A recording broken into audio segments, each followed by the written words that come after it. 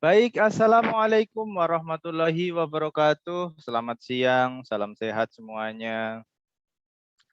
Berjumpa kembali di mata kuliah pengantar telekomunikasi. Iya, baik. Di minggu lalu ya terkait dengan transmisi ya. Dengan transmisi kita sudah membahas berbagai hal media-media transmisi baik yang itu kabel, wire ya, atau non kabel atau wireless ya. Nah, sekedar reminder atau pengantar begitu ya sebelum masuk ke materi ini. Suara saya bisa terdengar ya? Kayaknya sunyi senyap. Dengar, Pak. Ya, oke, baik. Terima kasih. Oke. Jadi begini. Kan kemarin kita sudah membahas media transmisi. Media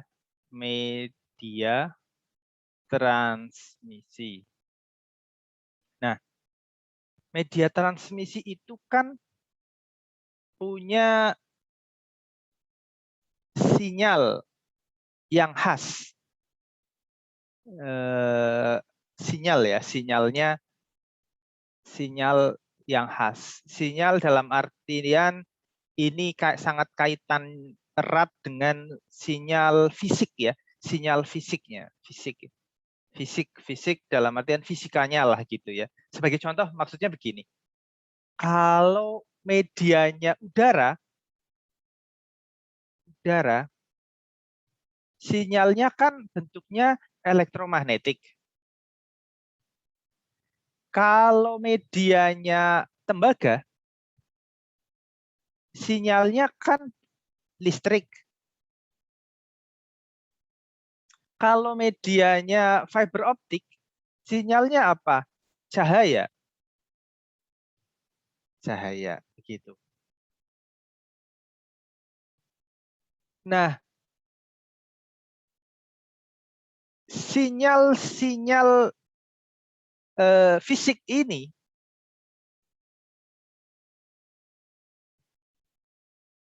itu yang akan kita gunakan untuk mengirimkan sinyal, mengirimkan pesan ya, mengirimkan pesan nih, misalkan pesan atau message atau informasi. Nah, kalau kita identifikasi informasi itu kan ada suara, ada gambar, ada data, ya, iya. Nah ini apa informasi ini harus disesuaikan dengan media transmisinya begitu, diadaptasikan, disesuaikan begitu ya. Disesuaikan dalam parameter apa? Ya, dalam parameter fisiknya. Misal sinyal suara agar dia bisa ditransmisikan lewat udara, maka sinyal suara ini harus dibuat menjadi sinyal elektromagnetik. Filosofinya begitu. Atau suara ingin ditransmisikan menggunakan tembaga, ya berarti suara ini harus diubah menjadi sinyal listrik begitu.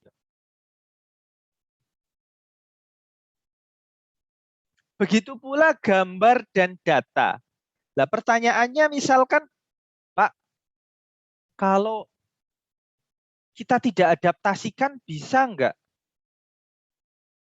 Ya secara alami enggak bisa. Lah, suara ini apa? Suara ini dari secara alaminya, suara itu kan kalau gelombang suara itu dari 20 sampai 20 kilohertz. Ya. Ini suara. Suara lebih spesifiknya adalah suara yang didengar oleh manusia. Terus ada suara yang lebih dari ini enggak? Ya ada. Misalkan kelelawar ya pakai frekuensi yang lebih tinggi, kita nggak bisa mendengarnya. Telinga kita tidak bisa mendengarnya. Suara apa? Suara pesawat jet gitu ya. Pesawat jet ada frekuensinya lebih tinggi dari ini. Kita tidak bisa mendengarnya atau terlalu bising gitu ya. Ada. Kemudian gambar ya. Kemudian data ya, data. Nah, informasi ini harus diadaptasikan ya, diadaptasikan ke dalam media transmisinya.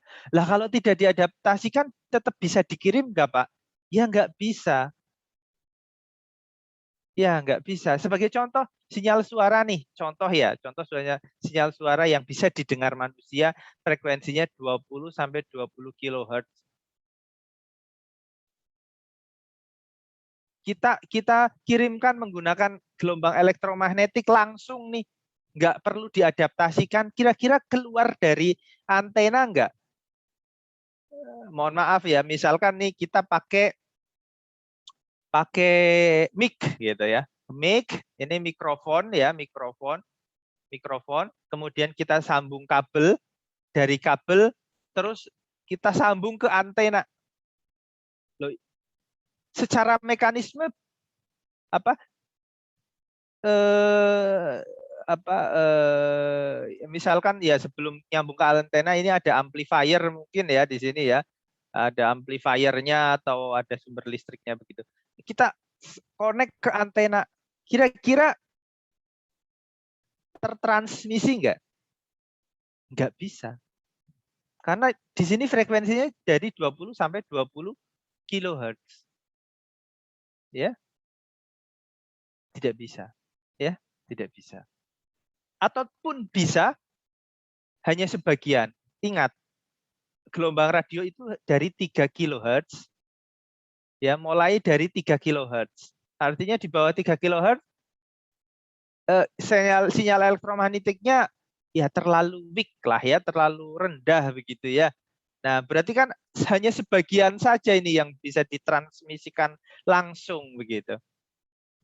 Kira-kira seperti itu. Nah, lah terus yang kurang dari 30 Hz kita nggak bisa dengar dong. Iya, karena secara sistem nggak memenuhi gitu.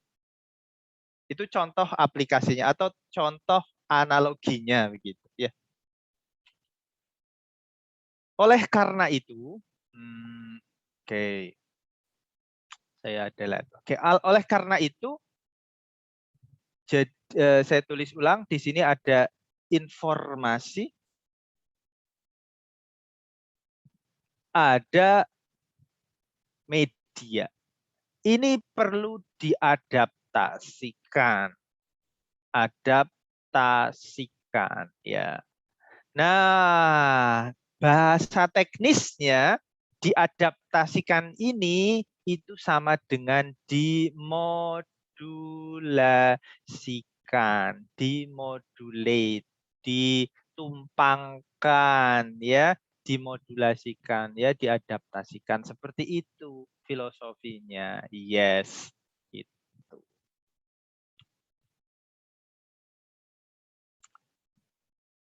Sampai sini ada pertanyaan nggak terkait dengan filosofi? Iya. Paham ya? Ini pada bobok atau gimana ini? Pada diam-diam semua. Oke, bro. Lanjut. Nah, cara-cara mengadaptasikannya, jadi terus terkait dengan adaptasi ini, adaptasi atau dalam bahasa teknisnya itu modulasi. Bagaimana cara memodulasikan gitu kan? Cara memodulasikan, cara menumpangkan ya. Pertama yang harus kita lihat adalah jenis medianya. Kita harus tahu nih medianya punya karakter apa. Punya karakter apa gitu ya.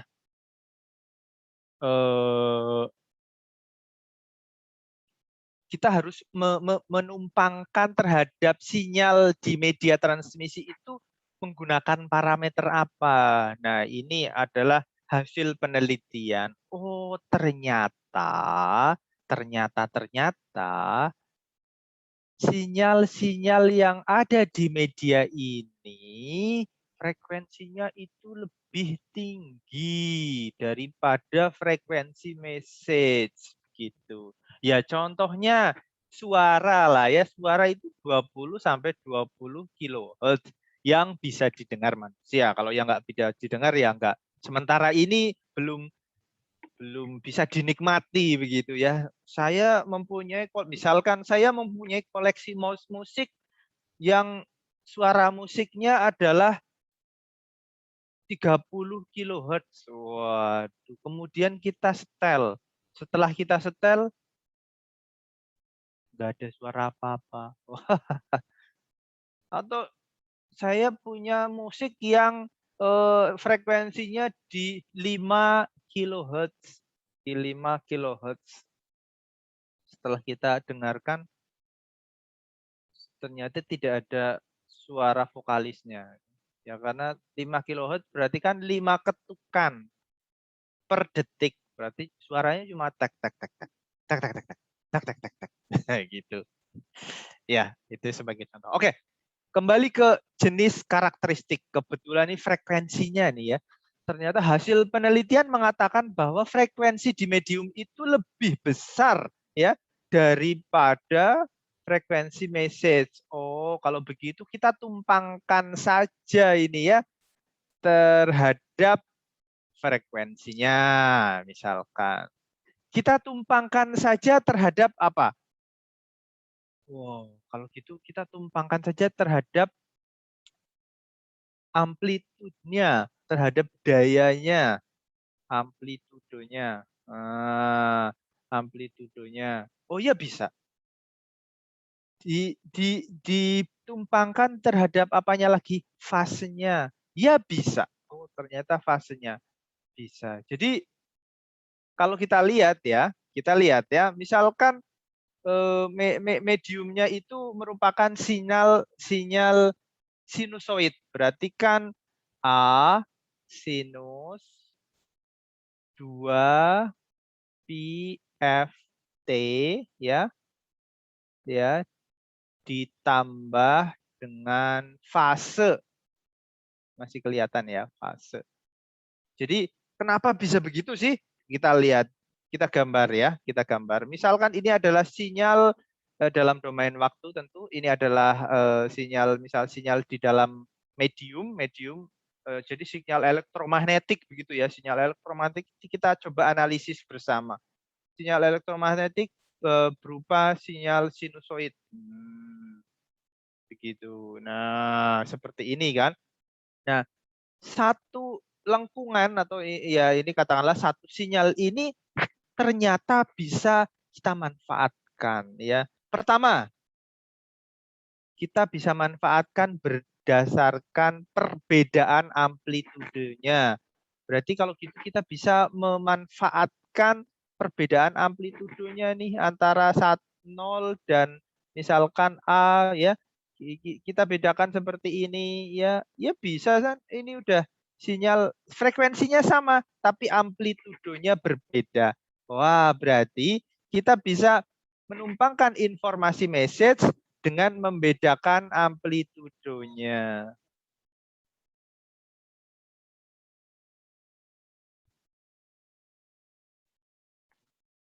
Kemudian, nih, berarti dengan membedakan amplitudo, berarti kita bisa menumpangkan informasi. Kemudian, dari sinyal sinus ini kita bisa membedakan apanya sih? Bisa membedakan frekuensinya. Ya, ini kan frekuensinya sama nih. Kalau kita frekuensinya jadi 2 kali lipat. Nah, saya ganti gambarnya ya. Gambarnya ya. Frekuensinya 2 kali. Kira-kira gambarnya gimana? Iya, gambarnya Amplitudenya sama, tapi frekuensinya jadi 2 kali. Berarti kayak gitu. Yes. Yes. Yes. Kan berarti ada 2 gelombang dalam satu waktu. Berarti frekuensinya jadi 2 kali nih ya. Ada 2 gelombang. Oh, jadi saya informasinya kita bisa tumpangkan nih. Yang satu ditaruh di frekuensi yang rendah, satu di frekuensi yang tinggi. Gitu. Jadi misalkan suaranya si siapa ini ya? Suaranya si Andrew, wah, si Andrew ditumpangkan ke frekuensi yang rendah, kemudian suaranya si Aisyah ditumpangkan di frekuensi yang tinggi. Kira-kira seperti itu. Terus apalagi dari sinyal sinus ini bisa dibedakan? Kita bisa bedakan apa? Fasenya. Fase itu apa sih, Pak? Fase ya ini, setiap titik ini ada bisa merepresentasikan fase. Di sini fasenya berapa? 0. Di sini fasenya berapa? 180. Di sini fasenya berapa? 90. Dan seterusnya. Oh, kalau gitu ini bisa dibedakan. Saya bedakan pakai warna hijau. Saya fasenya dibedakan. Frekuensinya sama, amplitudonya sama, tapi fasenya beda 90 derajat. Jadi gambarnya seperti ini. Yes. Yes, yes. Nah, begini. Ini sama dengan yang merah ini ya. Yang merah ini dengan yang hijau ini sama, frekuensinya sama, amplitudonya sama, fasenya juga sama. Iya. Nah, dengan membedakan fase ini kita bisa menumpangkan informasi yang berbeda. Kita bisa menumpangkan informasi yang berbeda gitu. Oleh karena itu, kalau yang ditumpangkan berdasarkan perbedaan frekuensi disebut frekuensi modulation. Kalau yang dibedakan berdasarkan amplitudenya disebut amplitude modulation. Kalau yang dibedakan berdasarkan fasenya disebut phase modulation. Gitu, bro. Oke, ada pertanyaan sampai sini?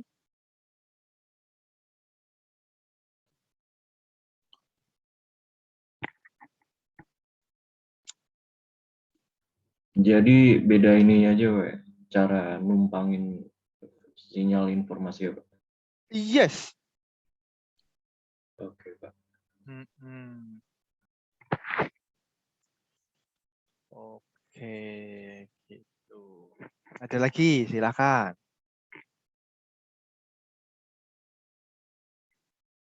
Mungkin ada yang mulai berimajinasi, Pak. Kalau gitu saya menumpangkan dengan membedakan fase dan amplitude. Ya boleh. Saya ingin menumpangkan informasi dengan membedakan fase dan frekuensi. Ya boleh begitu. Itu tapi udah kompleks ya. Sudah kompleks. Tapi kalau kalian tertarik, wah menarik sekali. Nah, karena kita beginner, karena seorang expert tidak dimulai dari beginner, selalu dimulai dari beginner dulu. Oleh karena itu kita akan membahas satu-satu nih, satu-satu dulu ya. Yang minggu ini kita akan membahas tentang amplitude modulation. Yes. Amplitude modulation itu bagian dari analog modulation. Analog kenapa? Karena informasinya analog. Iya, analog. Continuous ya, berarti sinyalnya itu continuous. Continuous. Yes, amplitude modulation. Minggu depan membahas frekuensi modulation dan phase modulation. Yes. Oke, are you ready? Yes. Lanjut. Yo, pelan-pelan ya. Ini PPT-nya kredit untuk Pak Asfial. Kabar baiknya Pak Asfial ini sekarang sudah diangkat jadi profesor. Profesor Muhammad Asfial. Tapi belum dikukuhkan. Yes. yang punya penggemar kepada Pak Asfial. Oke. Oke, ini adalah sistem telekomunikasi secara sederhana. Dan lebih spesifik lagi ini adalah sistem telekomunikasi analog. Kenapa analog? Karena sinyalnya, informasinya adalah informasi analog. Kalau sinyal informasinya analog, outputnya analog bukan? Ya analog. Terus tiba-tiba jadi diskrit? Ya enggak. Iya. Nanti kalian, kita itu bingung ya. Kenapa bingung? Misalkan di sini ada radio AM ya, radio AM atau radio FM begitu ya. Sinyal broadcasternya, kemudian setelah di radio keluarnya 0101, ya kita tidak bisa memahaminya ya. Enggak mungkin ya. Ini sinyalnya adalah analog. Oke. Oke, yuk. Apalagi udah ya, kita udah paham ya slide ini ya. Oke, yuk pelan-pelan. Nah, ini definisi formal. Modulasi itu apa sih? Sebenarnya proses mengadaptasi dari sinyal ke dalam kanal. Kadang disebut juga sebagai sebuah shifting frekuensi karena men-shift, memindahkan frekuensi yang rendah dalam artian frekuensi informasi dipindahkan, dijadikan frekuensi yang lebih tinggi.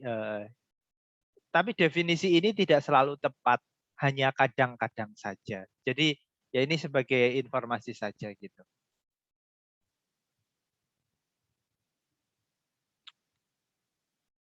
Kemudian,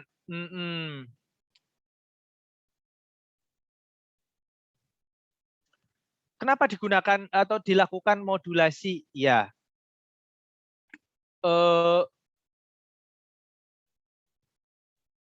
salah satunya kalau ini apa ya namanya? Tadi saya ulangi yang mana ya? Misalkan dari sinyal mic begitu ya. Dari sinyal mic itu langsung disambung ke antena. Nah, dari mic itu misalnya rentangnya dari 20 sampai 20 kHz. Nah, sementara sinyal radio itu dari 3 kHz sampai dengan 300 GHz. Berarti ada sebuah sinyal yang kurang dari 3 Hz, 3 GHz yang hilang. Gitu. Yang hilang. Berarti ini tidak bagus. Kemudian, oh kalau gitu ya nggak apa-apa Pak. Saya ingin mentransmisikan sinyal-sinyal yang dari yang di atas 3 kHz saja kok. 3 kHz langsung ke antena. Oh ya boleh. 3 kHz dengan frekuensi 3 kHz. Possible? Ya, possible. Frekuensinya 3 kHz. Nah, terus kita rancang nih, otek. Kemudian kita hitung. Salah satu yang harus dihitung adalah antena. Jadi dimensi antena, ya. Dimensi antena itu biasanya saya perlu dicek lagi ini setengah lambda, setengah panjang gelombang dari sinyal yang ditransmisikan. Kita hitung yuk. Misalkan kita hitung lambdanya berapa sih kalau frekuensinya 3 kHz begitu. Lambdanya coba kita hitung. Kecepatan elektromagnetik itu 3 kali 10 pangkat 8 bagi 3 kali 10 pangkat 3. Jadi ada 1 10 pangkat 5 meter. Loh, berapa ini? 10 pangkat 5 meter. Berarti kan kalau gitu panjang antenanya berarti setengah kali 10 pangkat 5 meter. Berapa itu? Berarti 50 10 pangkat 5, 10 pangkat 5, 1, 2, 3. Ini 1, ini 5, berarti 50.000 meter atau ekivalen sama dengan 50 kilometer. Lah, gimana ini antena dengan 50 kilometer? Iya, tidak visible. Betapapun seperempatnya deh gitu kan. Seperempatnya berarti kan 25 kilometer. Waduh, ini gimana merancang 25 kilometer antena? Wah, ini tidak visible, tidak applicable ya, tidak applicable. Kalau itu berarti kita harus mengurangi dimensi antenanya dong. Wah, oke. Nah, untuk mengurangi dimensi antenanya, maka kita harus meningkatkan frekuensi transmisinya. Oleh karena itu, iya benar ya, meningkatkan frekuensi transmisinya atau mengurangi lambdanya. Lambdanya dikurangi dengan meningkatkan frekuensi transmisi. Oke, oleh karena itu modulasi digunakan menggunakan frekuensi tinggi. Iya, iya. Loh Pak, sistem komunikasi kan tidak hanya wireless menggunakan antena. Kalau yang berkabel kan nggak menggunakan antena, Pak. Oh, iya, betul, betul. Nah, terus nggak masalah dong. Ya, memang nggak masalah. Makanya ada yang disebut dengan baseband. Baseband communication. Contohnya apa? Ya kabel dari mic ini frekuensinya nggak tinggi ini. Ini nggak tinggi. Ini frekuensi audio ini. Kabel yang sinyal atau pulsa listrik yang ada di kabel sambungan mic itu frekuensinya nggak tinggi. Dia adalah pulsa audio. Yes. Ya mungkin kalau pakai kabel ya. Yes.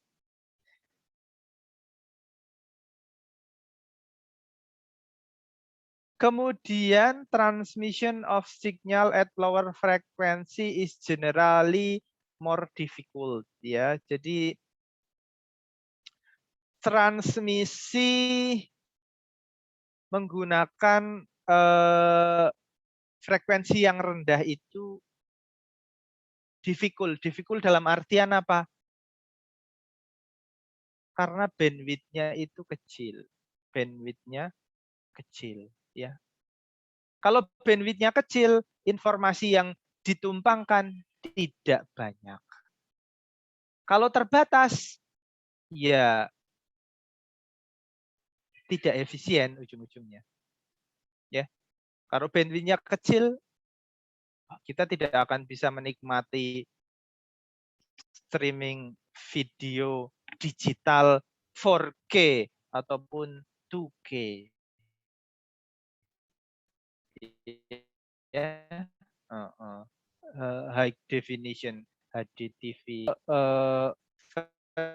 frekuensi yang rendah karena bandwidth-nya kecil, yes. Kemudian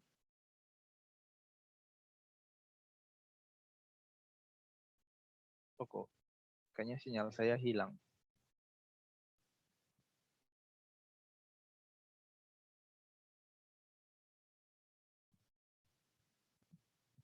Oke, suara saya sudah bisa didengar?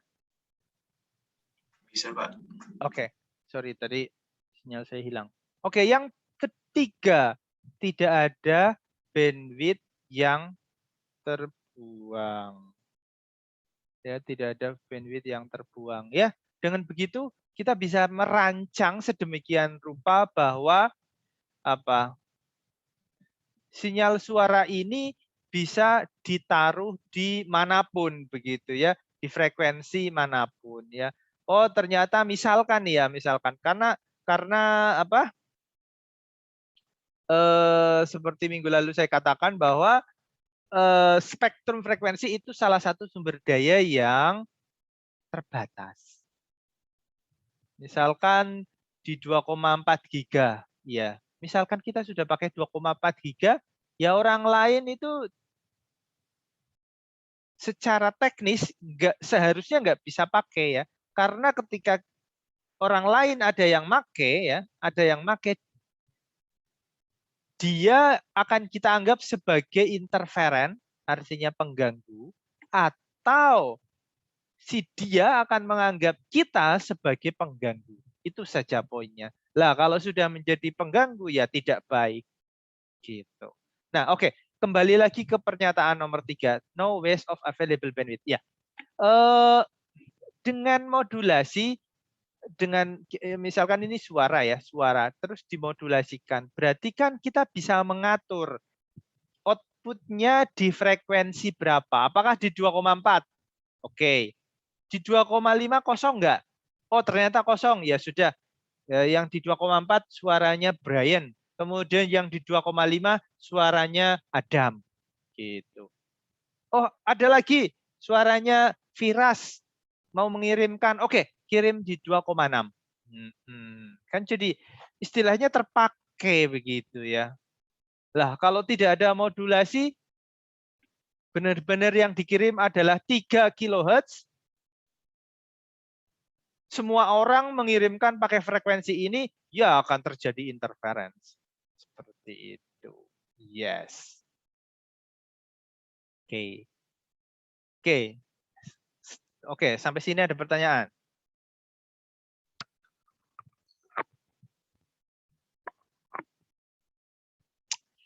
Oke, anggap saja tidak ada. Pak, saya mau bertanya, Pak. Oh, boleh, boleh. Nah, tadi kan ini kan tulisannya no waste of available bandwidth kan, Pak? Karena dimainin di frekuensinya kayak, Pak. Yes. Nah, bukan. Terus ini kan Bapak masih bahas modulasi secara umum ya, Pak? Nah, itu bukannya Yes. kalau amplitude modulation frekuensi nggak dimainin ya, Pak? Amplitude modulation frekuensinya nggak dimainin. Tadi kan Bapak bilang yang dibedain cuma amplitudenya, Pak. Berarti sama aja waste of available bandwidth, dong, Pak? Kalau konteksnya modulasi secara umum. Oke, oke.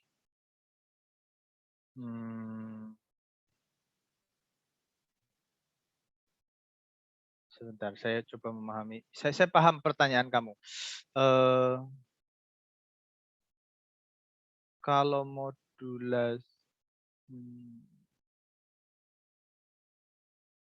modulasi analog kan amplitudonya yang dimainin. Berarti frekuensinya jadi waste. Kira-kira begitu ya, Firas? Enggak, Pak. Kan tadi Bapak kan di modulasi analog itu kan terbagi 3 kan, phase modulation, amplitude modulation, sama frequency modulation. Yes. Nah kan ini kan tadi tuh ini kan Bapak masih ngomongin modulasi secara umum ya, Pak? Iya, betul. Ya, terus ini di modulasi secara umum no waste of available bandwidth. Nah, sedangkan di modulasi analog secara umum aja ada 2 jenis kan, Pak? Modulasi amplitude sama modulasi frekuensi. Oke. Oke, terus Gitu, Pak. Berarti yang ini benefit yang no waste of available bandwidth itu cuma kepake di frekuensi modulation doang ya, Pak ya? Yang lainnya enggak dong berarti?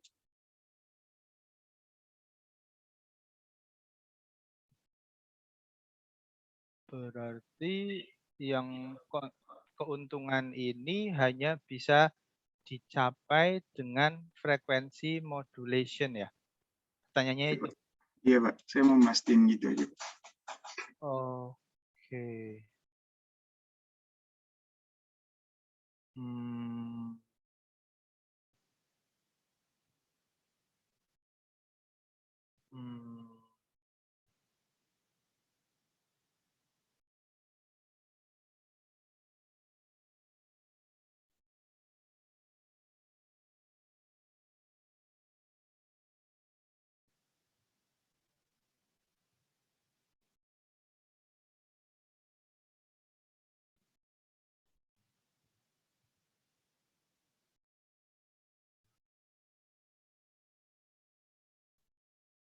Dan saya jawab biar tidak membingungkan.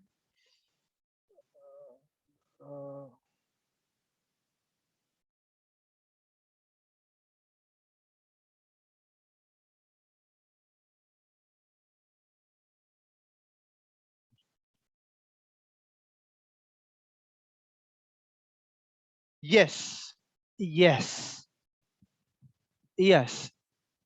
Kalau berdasarkan bagaimana informasi itu ditumpangkan, pernyataan nomor 3 memang sangat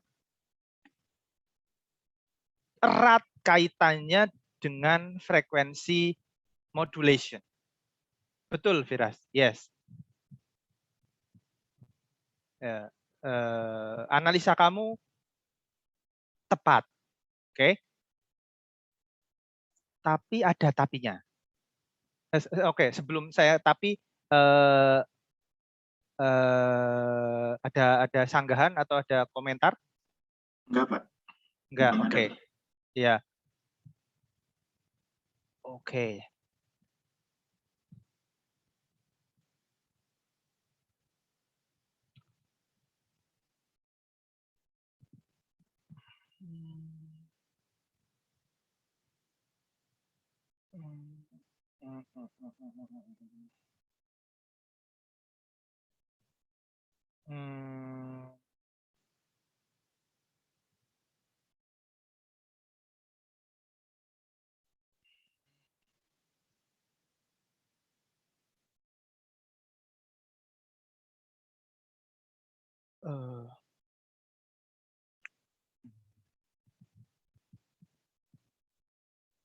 Tapi, ini saya pelan-pelan nih tapinya ya.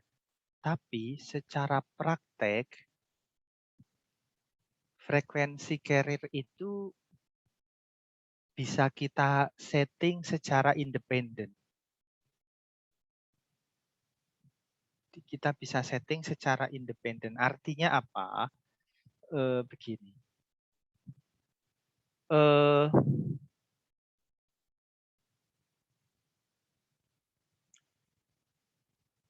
Ini misalkan ada informasi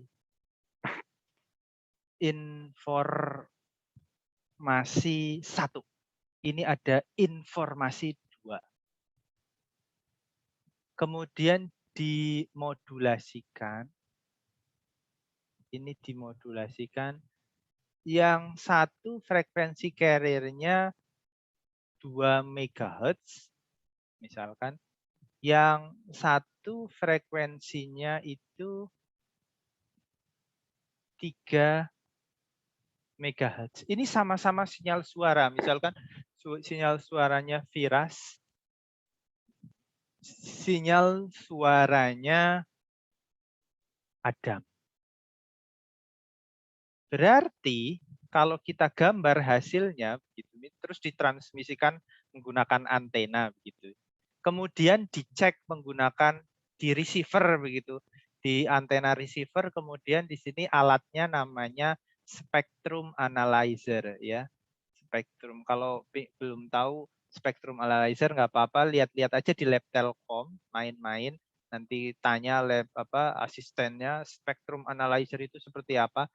Spectrum analyzer itu mengetahui apa ya di mana ada sinyal begitu dalam domain frekuensi. Jadi kalau kita gambar grafik displaynya itu kira-kira ini adalah frekuensi, ini adalah amplitude, magnitude maksud saya, magnitude. Nah, di sini frekuensi, ingat ini domain frekuensi ya, bukan domain waktu ya. Jadi misalkan ini skalanya adalah megahertz, berarti ini ada 2, ini ada 3. Nah, di sini ada sinyal, di sini ada sinyal. Kira-kira seperti itu. Nah, fokus kepada teknik karena tadi saya mengatakan bahwa setting frekuensi itu independen terhadap jenis tekniknya sebenarnya. Setting frekuensi carrier-nya. Jadi ini bisa diaplikasikan pada frekuensi modulasi, bisa diaplikasikan ke amplitude modulasi, dan bisa diaplikasikan ke fase modulation.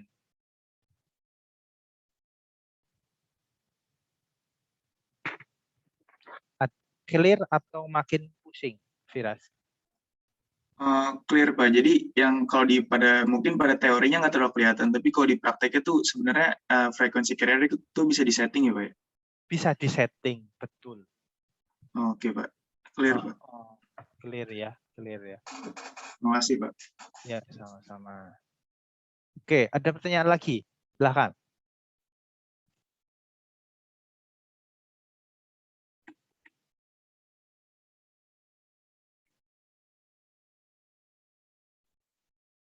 Oke, bro. Lanjut. Oke, ya. Iya, iya. Iya. Oke, ini mudah-mudahan masih stay tune ya, masih memperhatikan karena ini kita mulai ke model matematis. Sebenarnya tidak sulit ya. Cuma mungkin butuh pengenalan aja ya. Ya pelan-pelan ya. Kita lihat simbol-simbol aja sih sebenarnya ini. Sebagai contoh, ini ST ya. ST S ya ini adalah sinyal informasi. Iya, informasi. Kemudian ini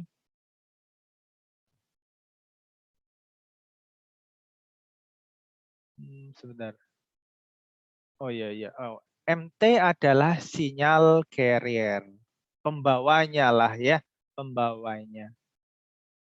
Pembawanya. Kemudian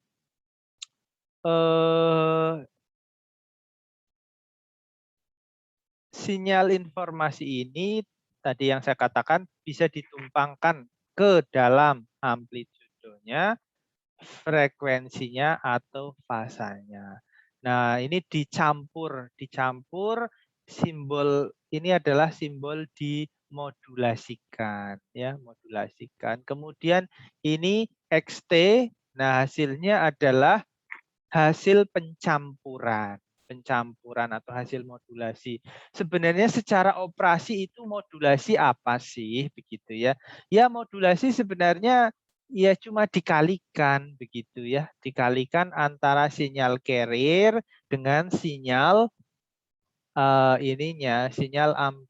sinyal informasinya, dikalikan saja sebenarnya ya. Tidak sulit, cuma dikalikan saja dot product begitu. Dot product. Oke ya, sampai sini mudah-mudahan. Nah, sinyal carrier biasanya kita gunakan sebagai sinyal kosinus atau sinusoid yang gelombang seperti ini begitu. Ini kan naik turun sinyal kosinus atau sinus. Sinus boleh nggak Pak? Boleh. Oke. Terus kalau pakai sinyal lain boleh nggak? Ya boleh juga begitu. Terus kenapa milih kosinus? Ya karena ini yang paling representatif terhadap bentuk gelombang elektromagnetik. Elektromagnetik kan dia kayak gini kan ya, gitu. Ini kalau diiris secara melintang kan kayak gini, kosinus, gitu ya. Mudah-mudahan paham ya. Nah, dalam dalam sinyal carrier itu kan kita bisa identifikasi A-nya itu sebagai amplitudonya, ini omega C itu sebagai carrier-nya, omega C kan 2πf C ya. Berarti kita bisa ignore ini dalam artian ya sudahlah kita embody, kita satukan aja sebagai omega C. Ini mewakili parameter frekuensi, ini mewakili parameter amplitude, ini mewakili parameter fasenya. Oke, gitu. Nah, minggu ini kita akan membahas atau memodulasikan parameter amplitudonya. Amplitudonya begitu. Yes, ditumpangkan ke sini. Berarti kan ini divariasikan begitu ya amplitudonya. Ya, seperti itu.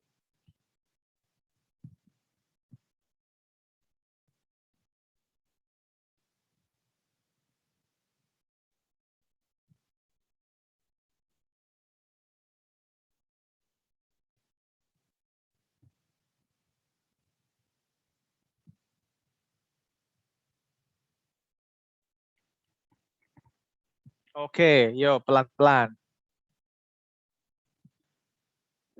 Oke, mungkin sedikit saya gambarkan lagi. Tadi kalau di gambar sebelumnya kan kayak gini ya, ini perkalian, ini ST, ini MT, terus ini adalah hasil modulasinya ya. Nah, ini sekarang tadi kan ST-nya belum diketahui sinyalnya sinyal apa sih. Nah, sebagai mudahnya ya oke lah sinyalnya sama kosinus juga. Jadi ini bentuknya sinyal kosinus, ini juga sinyal kosinus. Sama-sama kosinus, sama-sama naik turun gitu. Nah, tapi kita lihat ini apa? WS lebih kecil dari, omega S lebih kecil dari omega C. Artinya frekuensi sinyal informasinya ini ya frekuensinya lebih kecil daripada frekuensi sinyal carrier-nya. Oke. Nah, kemudian kita modulasikan nih antara ST dan MT. Jadinya seperti ini. Jadinya seperti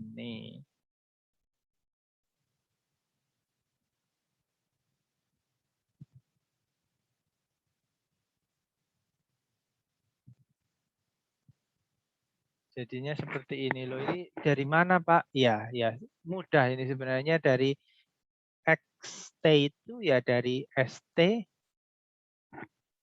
dikali dengan cos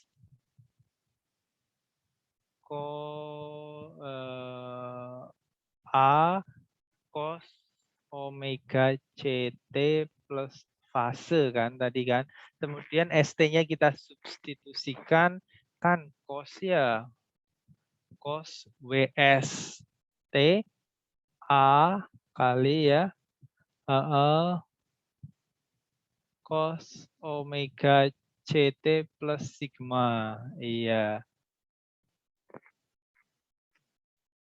Nah, kok ini ada muncul apa namanya? 1 kemudian ini MAM itu apa ini? MAM begitu ya. Nah, itu kita bisa tuliskan ya.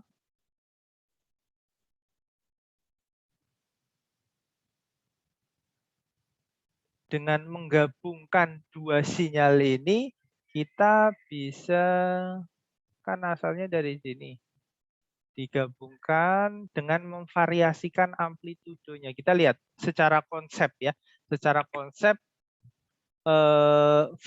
amplitudo dari sinyal carrier-nya itu divariasikan menurut amplitudo dari sinyal message-nya. Iya, sinyal message-nya. Kita lihat gambarnya seperti ini. Nah, dari hasil dengan gambar sinyal seperti ini, terus model matematisnya gimana? Model matematisnya adalah, kalau setiap titik ini kan, titik ini itu diwakili dengan A cos omega CT plus fase ya ditambah apa?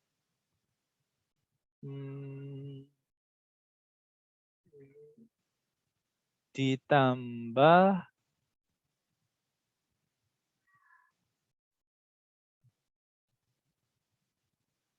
A MAM cos omega S dikali dengan cos omega CT plus fasenya. Jadi di titik ini itu merupakan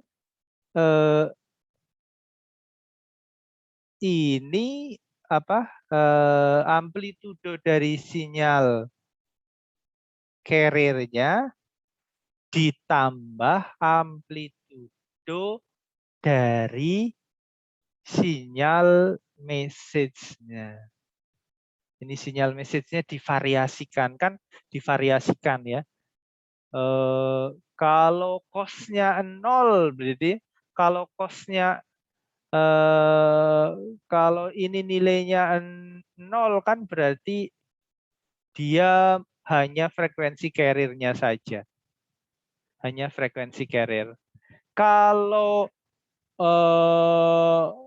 ininya 1 ya, ada sinyalnya berarti ada 1, misal cost di sini 0 berarti dia akan jadi tambah tinggi begitu, kira-kira seperti itu.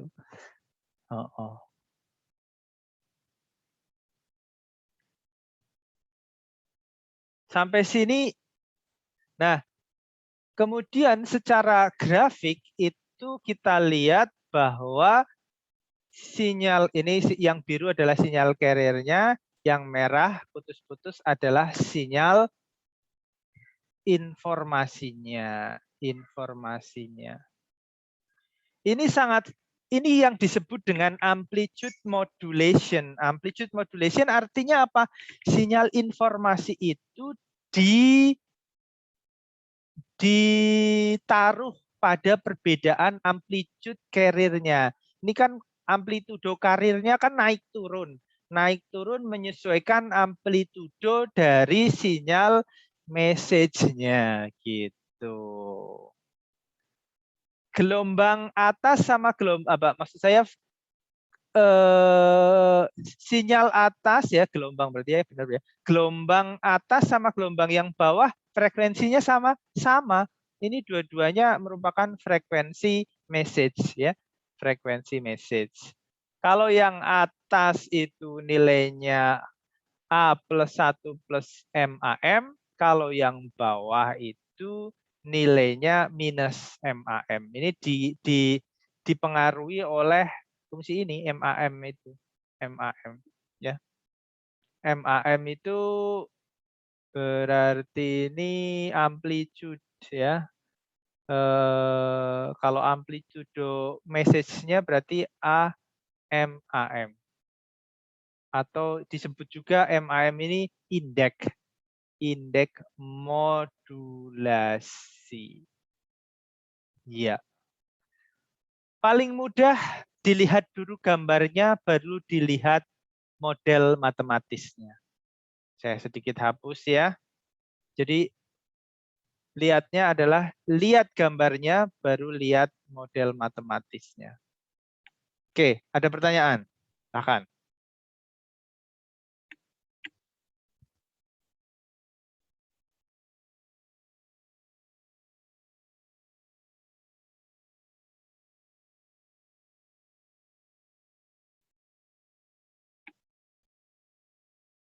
Oke, kalau tidak ada kita lanjut. Oke, kita sudah dapat sinyal hasil termodulasi ya. Kemudian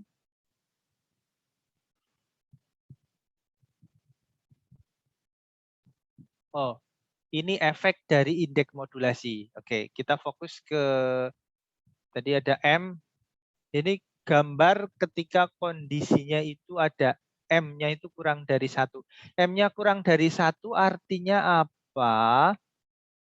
Artinya amplitudo dari sinyal message-nya itu tidak lebih besar ya. Tidak lebih besar dari amplitudo carrier-nya. Karena ketika yang terjadi ketika M-nya itu M-nya itu lebih besar dari 1, ya, kita lihat ini adalah efek ketika M-nya dari 1. Jadi sinyal message-nya ini akan turun begitu ya. Turun melewati referensi 0. Ya, hasilnya apa? Ini terjadi pembalikan fase. Jadi bentuk gelombangnya jadinya seperti ini nih. Yang merah ini keluar twing, naik lagi, seharusnya turun, naik lagi, terus naik. Jadi apa? seolah-olah tidak punya lembah ya, lembahnya ada 2 jadinya kan. Tadinya lembahnya 1, sekarang lembahnya jadi 2 karena ada anak gunung ini 1 ya muncul ya. Itu efek dari pembalikan fase gitu ya. Kemudian oke.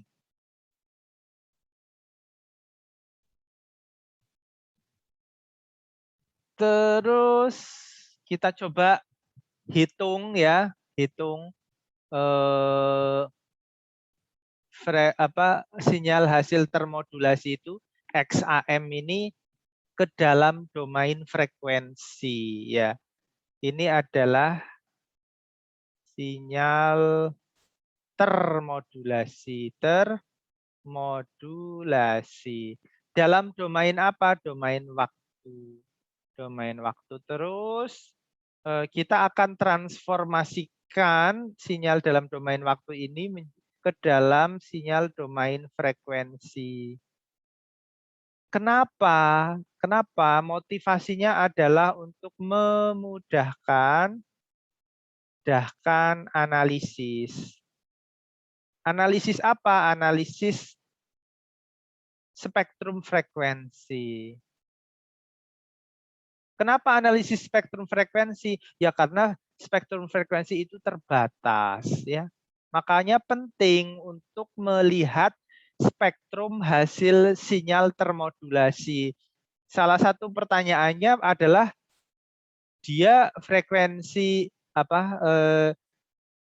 Dia bentuk spektrumnya seperti apa? Bentuk spektrumnya. Bentuk spektrum. Kenapa bentuk spektrum ini penting? Oke, kaitannya dengan bentuk, kira-kira saya ingin memberikan pertanyaan. Misal ada dua buah sinyal dalam domain frekuensi. Satu ini sinyal A, ini sinyal B. Katakanlah ini mencerminkan sebuah stasiun radio dan bentuk sinyalnya dalam domain frekuensi. Sebagai contoh ini adalah frekuensi misalkan 90 MHz L Sinta dan 100.2 FM. Oh, 102 FM. Apa ini? Prambos ya, ya. Fokus ke bentuknya. Coba, saya punya sinyal dalam domain frekuensi, bentuk sinyalnya seperti ini. Ya, seperti ini ya seperti ini. Kemudian ini sama, tapi bentuknya lebih lancip. Oke. Ini pertanyaan mendasar. Oh, bukan mendasar sih. Intuitif lah. Menurut kalian, bentuk sinyal yang mana yang bagus? Yang bagus dalam artian yang lebih bagus. Apakah B ataukah A? Dan kenapa? Ini kenapa? Kalau bisa jawab ya syukur, kalau enggak ya enggak apa-apa sih. Oke, silakan yang bisa jawab. Yang B bukan, Pak. Yang B, Hanif ya. Kenapa alasannya, Iya, Pak. Hanif? Soalnya makan bandwidth-nya nggak terlalu besar, Pak, dibandingkan yang A. Oke. Kenapa makan bandwidth-nya kecil itu bagus? Soalnya resource frekuensinya terbatas, Pak. Super. Terima kasih, Hanif. Oke, betul sekali. Betul. Perfectly. Ya, jawabannya itu. Nah, kembali lagi. Kenapa mencari bentuk sinyal ini penting?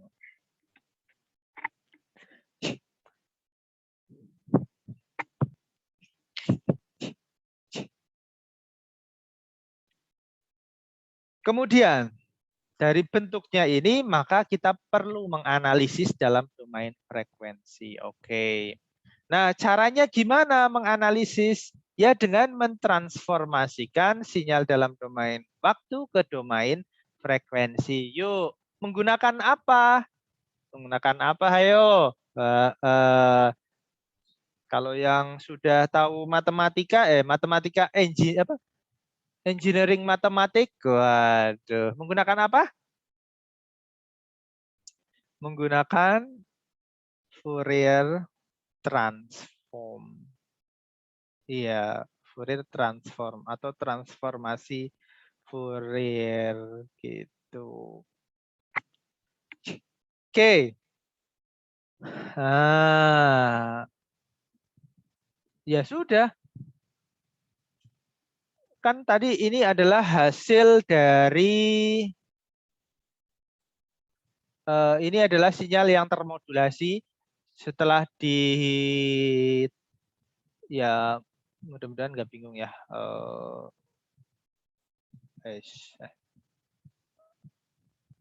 Nah, dari bentuk ini yang A ini jadi bentuk ini. Ya sebenarnya cuma dikalikan saja sih, dikalikan saja. Kalau yang penasaran silakan buka lagi trigonometri. Oke. Nah, dari bentuk seperti ini, kalau penambahan kan lebih mudah ya untuk ditransformasikan. Yuk kita transformasikan suku per suku. Yes. Setelah dihitung, tak, ketemu. Ini yang bagian A. Jadinya seperti ini. Oh, ini bagian yang kedua. Jadinya seperti ini.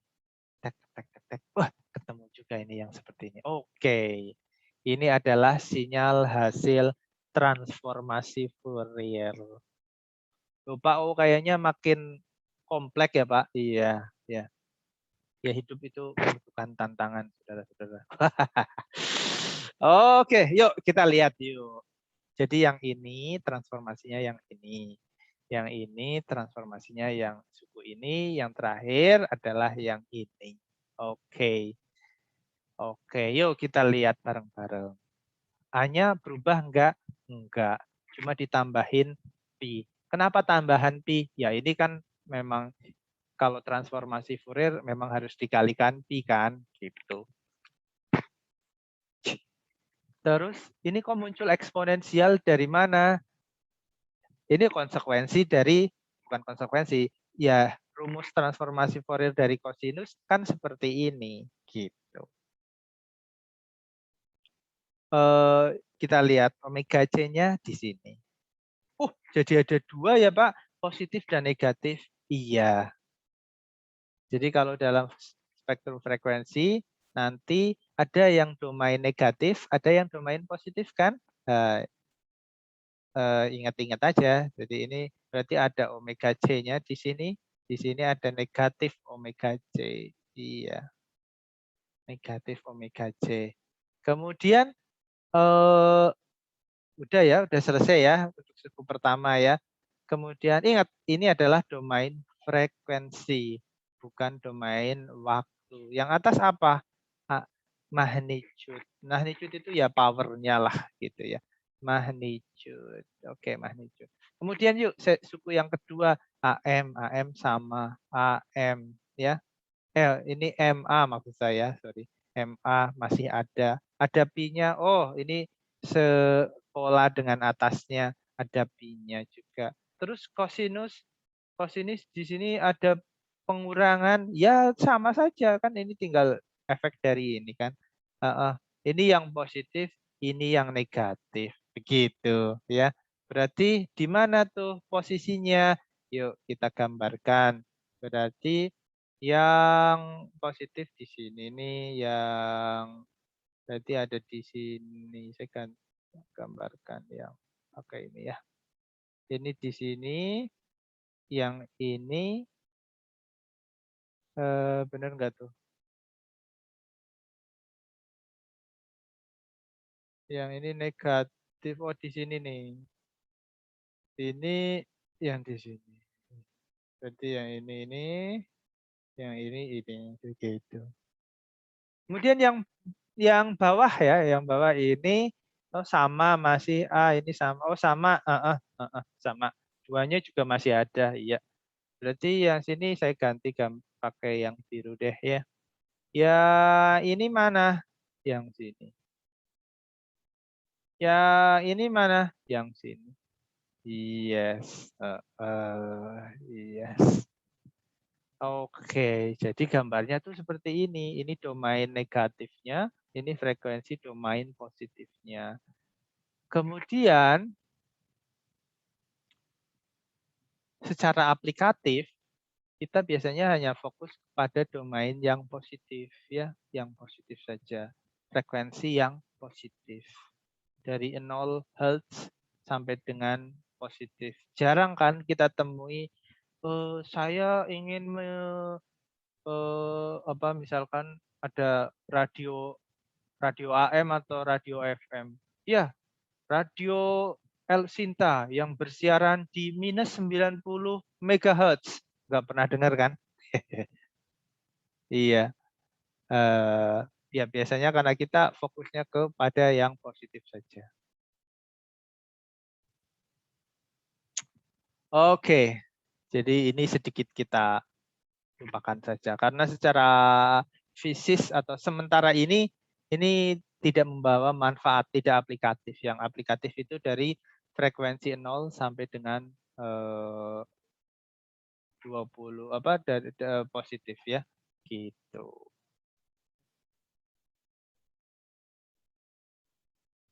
Oke, ini saya coba gambarkan secara slide ya. Nah, ini ya. Ini yang merah ini menunjukkan yang ini ya. Oke, ini maknanya apa begitu kan? Maknanya apa? Ini adalah energi dari sinyal carrier, energinya. Ini adalah energi dari sinyal informasi. Yang kiri juga, iya enggak Pak? Iya juga. Ini adalah energi dari sinyal informasi. Begitu. Dan ini yang bagian negatifnya. Saya cerminkan saja. Yes.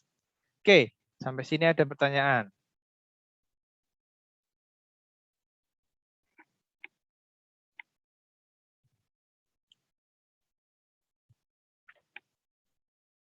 Ya, masih kuat nggak ini? Lanjut ya. Aduh. Oke. Oh, nggak keluar. Oke. Nah, subbab. Hal yang penting juga dalam membahas sebuah sinyal yang termodulasi adalah energinya. Energi, ya, energinya. Kita lihat bahwa energinya itu terdistribusi ya.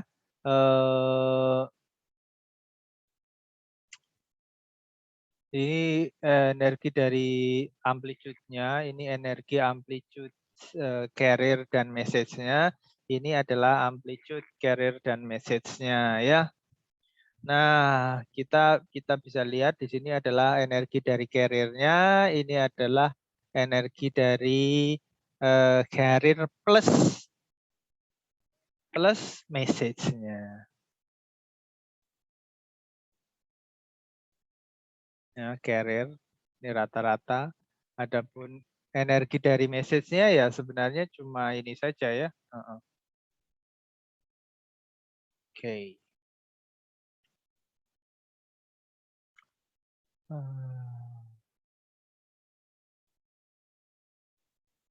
Oke, kita sudah selesai membahas modulasi, bagaimana memodulasikan atau kita sudah selesai membahas teknis modulasi analog. Iya.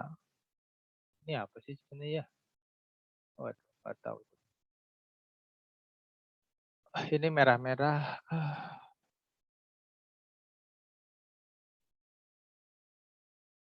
Oke.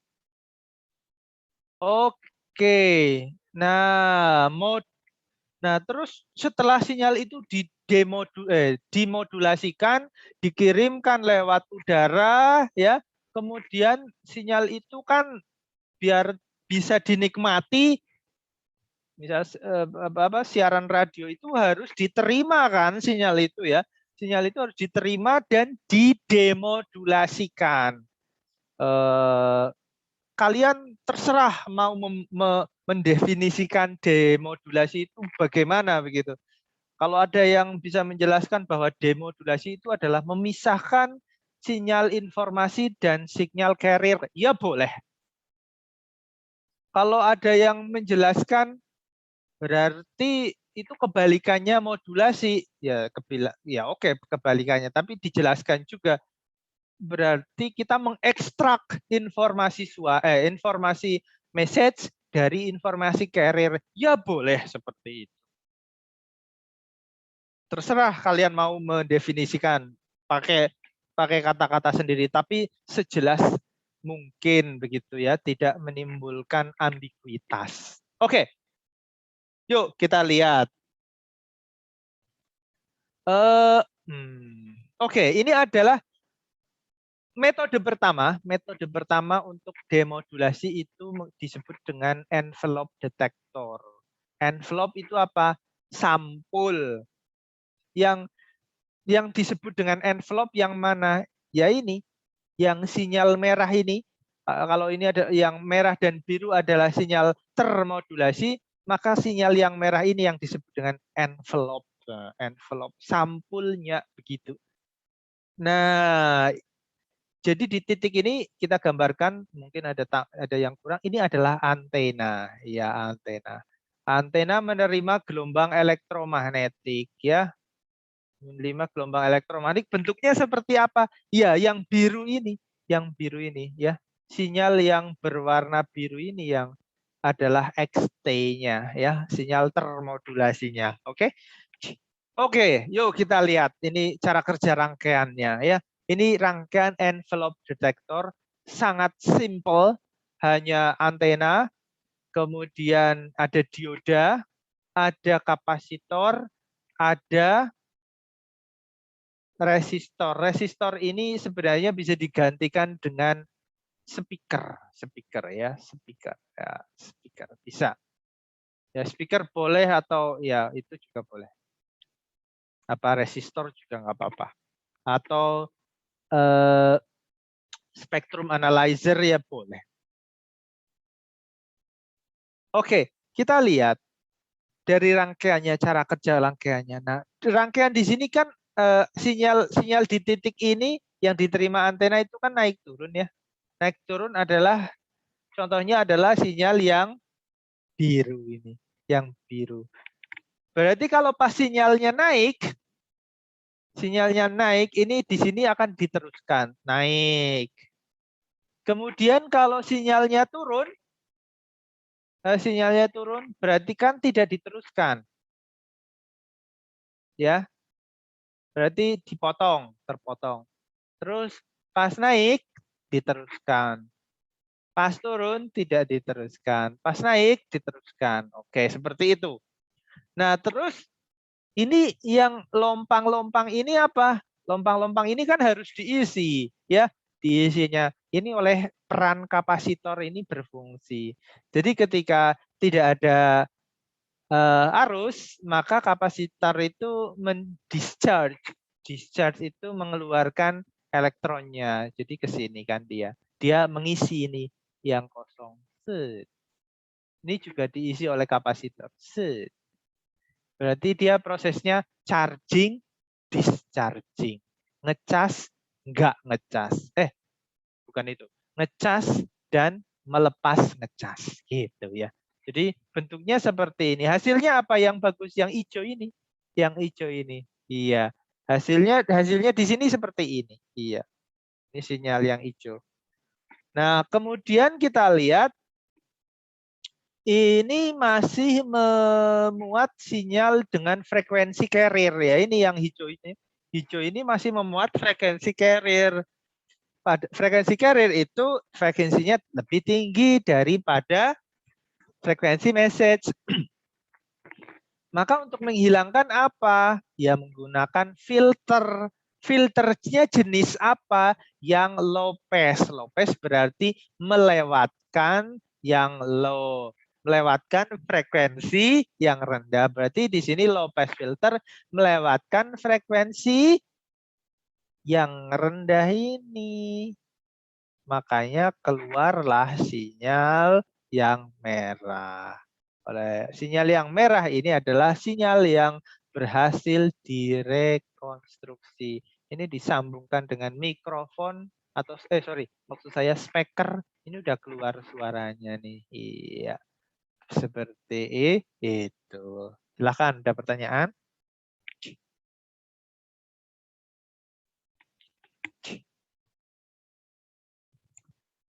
Saya nggak tahu kalian udah belajar Lopez Rajal filter atau belum. Kalau seharusnya kalau di langkran elektronik seharusnya udah belajar ya, tapi saya nggak tahu belajar. Ini nanti kita akan membahas nggak tahu ya di mata kuliah rangkaian elektronik atau praktikum elektronika ini akan dibahas filter, merangkai filter. Filternya apa? Analog. Kalau di sinyal sistem, kalian akan membahas filter juga, tapi filternya digital. Yes, lengkap lah pokoknya. Nanti kalian udah bisa rancang filter analog dan filter digital. Yes.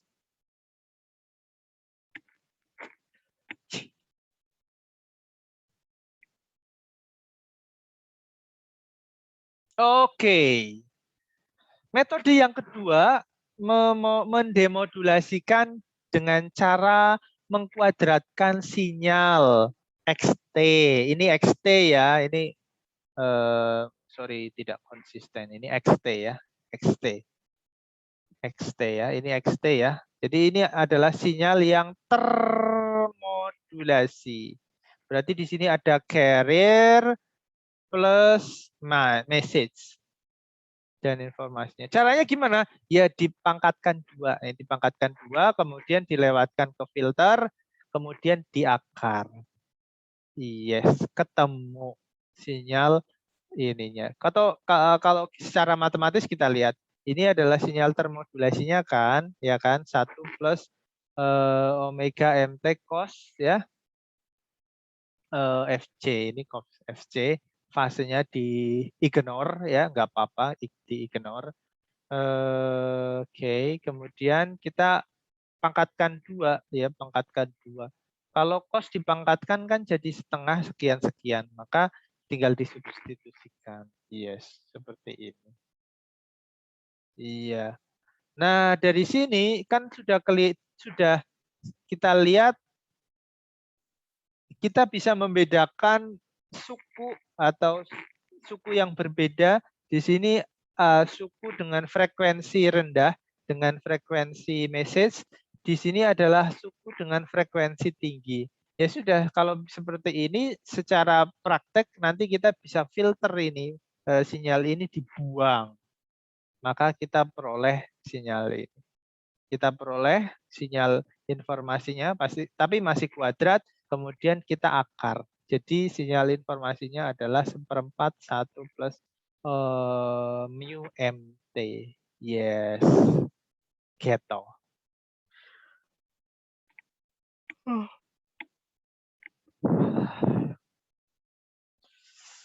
Oke, ada pertanyaan?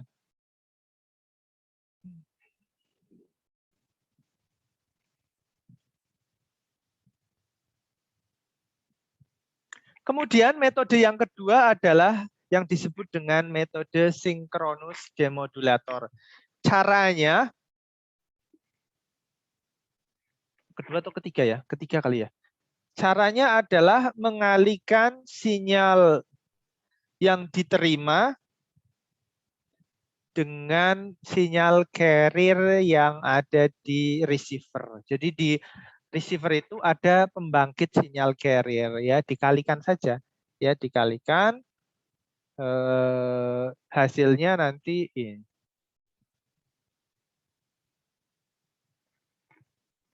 Oh ini sinyal ST-nya ya. Kemudian kita kalikan dengan sinyal karirnya.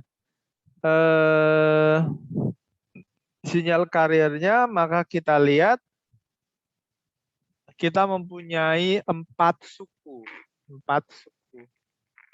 Dari 4 suku ini kita lihat. Suku pertama ini frekuensinya sudah frekuensi message. Suku kedua frekuensinya frekuensi carrier. Suku ketiga dominannya adalah frekuensi carrier dan frekuensi message. Misalkan yang besar dikurangi yang kecil ini, karena ini FC-nya kan sangat besar ya. Sedangkan FM-nya itu kecil, ini nggak ngefek sih sebenarnya ya. Jadi ini tetap besar juga, frekuensinya besar juga. Ini juga apalagi frekuensi carrier ditambah dengan frekuensi message. Ini besar juga. Oleh karena itu,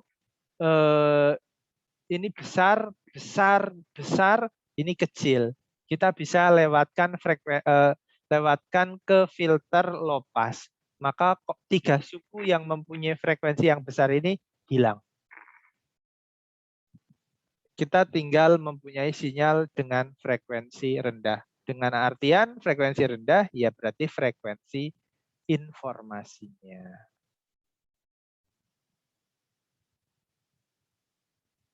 Gitu. Ya. Iya.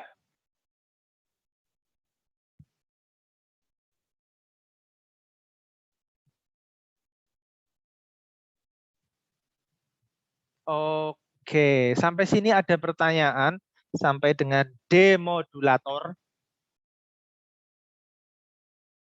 Izin bertanya, Pak. Silahkan. Untuk demodulator yang paling sering dipakai pada zaman sekarang ini kira-kira yang mana ya, Pak? Dari ketiga yang tadi. Sinkronus. Oh, Kenapa? oke. Baik, Iya. Pak. Sinkronus karena kita lebih mendapatkan kualitas sinyal yang lebih baik. Kira-kira seperti itu. Oke, baik. Terima kasih, Pak. Sama-sama.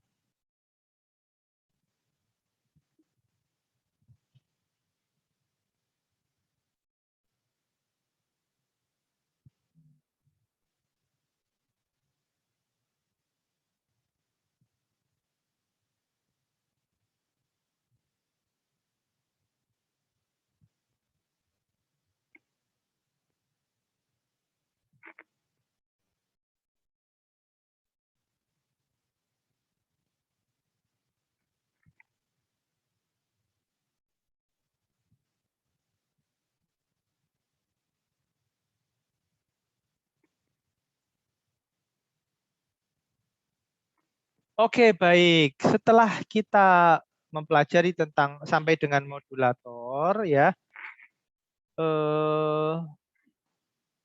kita beranjak lebih teknis lagi.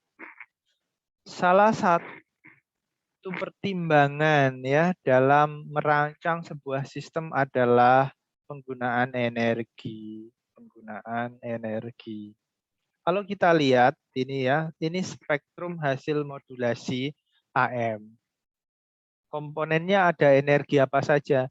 Ini ada energi carrier, ada energi message. 2. Kalau kita lihat di sini, energi carrier-nya itu lebih besar dari energi message-nya. Ya kan? Energi message. Padahal manfaat atau informasi itu di mana lokasinya? Di sini. Di message kan.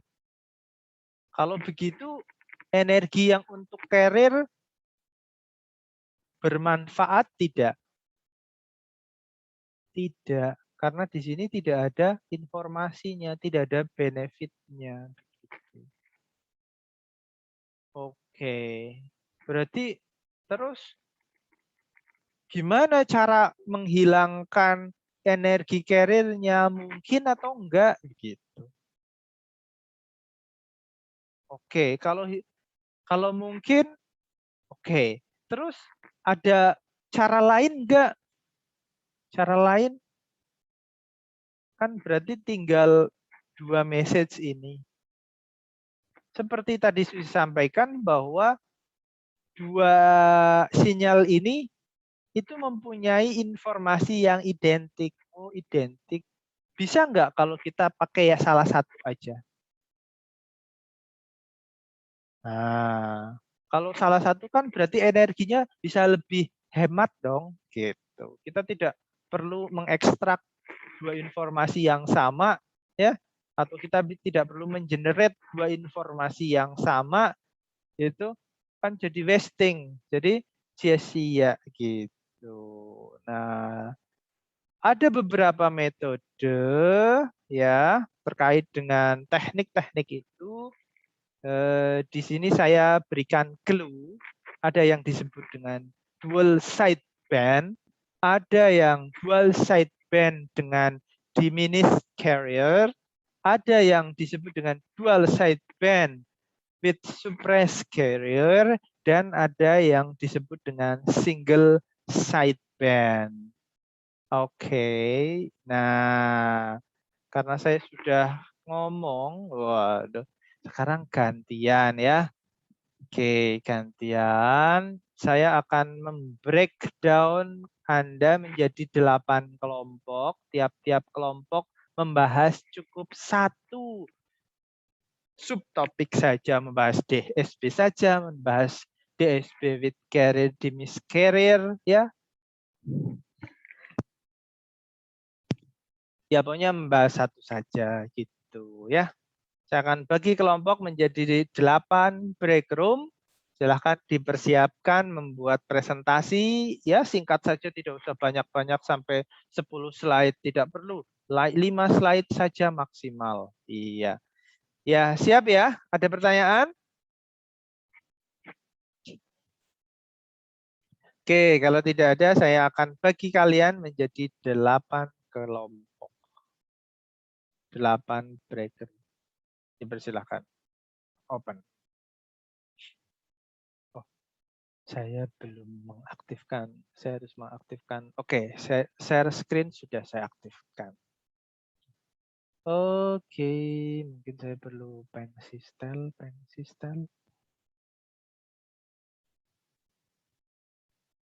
Room 1. Oh, ini saya perlu tulis.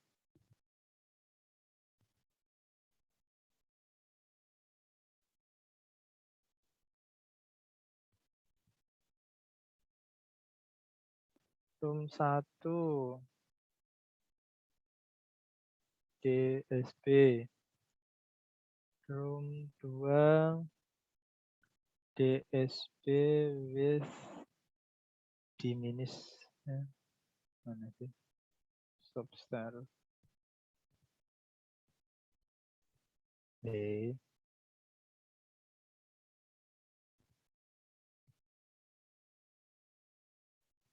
And slide show.